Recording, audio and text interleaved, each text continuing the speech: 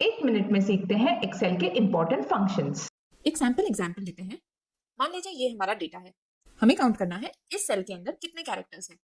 जैसे कि S U D H I R, ये हो गए 6 कैरेक्टर्स।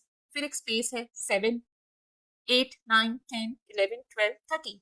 हमने इसे मैन्युअली काउंट किए तो हमें आंसर आया 13।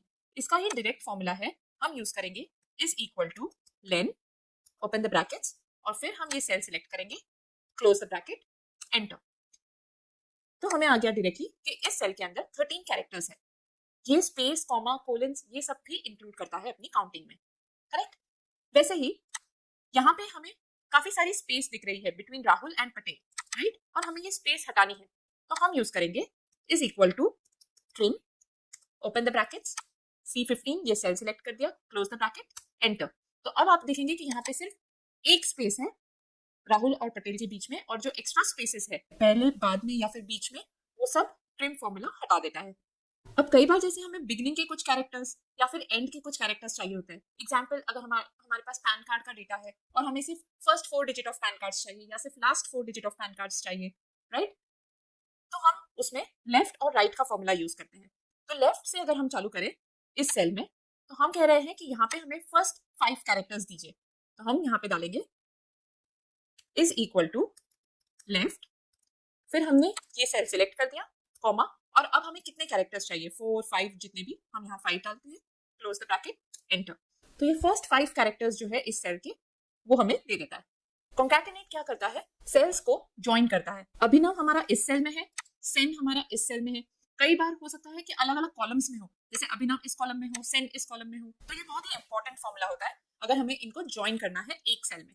तो हम यूज करेंगे इज इक्वल टू कॉन्कैटिनेट, फिर हम फर्स्ट सेल सिलेक्ट करेंगे, इसके बाद हमें अभिनव और सेन के बीच में एक स्पेस चाहिए, इसीलिए हम इन्वर्टेड कॉमा में एक स्पेस एंटर करेंगे यहाँ पर, फिर इन्वर्टेड कॉमा क्लोज करेंगे, और उसके बाद हम सेन का सेल सिलेक्ट करेंगे। अगर हम ये नहीं डालते हैं, मान लीजिए सिर्फ ये सेल सिलेक्ट करते हैं और कॉमा डाल के दूसरा सेल सिलेक्ट करते हैं और एंटर प्रेस करेंगे, तो ये अभिनव और सेन को दोनों को एकदम साथ में ज्वाइन कर देगा। लेकिन हमें यहाँ पर स्पेस चाहिए, राइट, इसीलिए हम इस फॉर्मूले में यहाँ पर इन्वर्टेड कॉमा का यूज करेंगे और फिर सेन का सेल सिलेक्ट करके एंटर प्रेस करेंगे।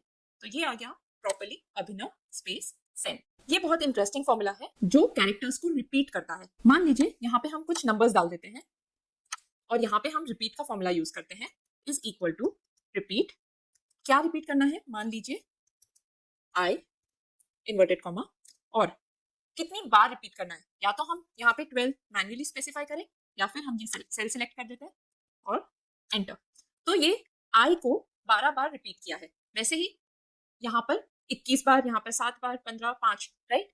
जब हमें हमारे डेटा के साथ ही एक विजुअल एनालिसिस चाहिए क्विकली, मान लीजिए ये मार्क्स है, स्कोर्स है किसी के, और हमें एकदम बिना नंबर्स को एनालाइज किए सिर्फ एक विजुअल लुक में अगर हमें जानना है कि कौन सबसे आगे है, तो हम ये फॉर्मूला यूज कर सकते हैं। जैसे यहाँ पे हमें पता है कि इसका स्कोर सबसे ज्यादा है, तो विजुअल एनालिसिस बहुत सिंप्लीफाई हो जाता है फट से किसी चीज को नोटिस करने के लिए। जैसे हमें यहाँ पे देखते ही पता चल जाता है कि ये सबसे आगे है, ये सबसे पीछे है, करेक्ट। लेकिन नंबर्स अगर हम देखने जाएंगे तो हमें फिर उसे ढूंढना पड़ेगा कि सबसे हाईएस्ट नंबर कौन सा है, सबसे लोएस्ट नंबर कौन सा है, राइट। तो उस केस में हम ये रिपीट का फॉर्मूला यूज कर सकते हैं। प्रैक्टिस के लिए आप इस शीट को डाउनलोड कर सकते हैं, इसकी लिंक डिस्क्रिप्शन बॉक्स में है। और भी फंक्शंस के लिए हमारे अगले वीडियो जरूर देखें।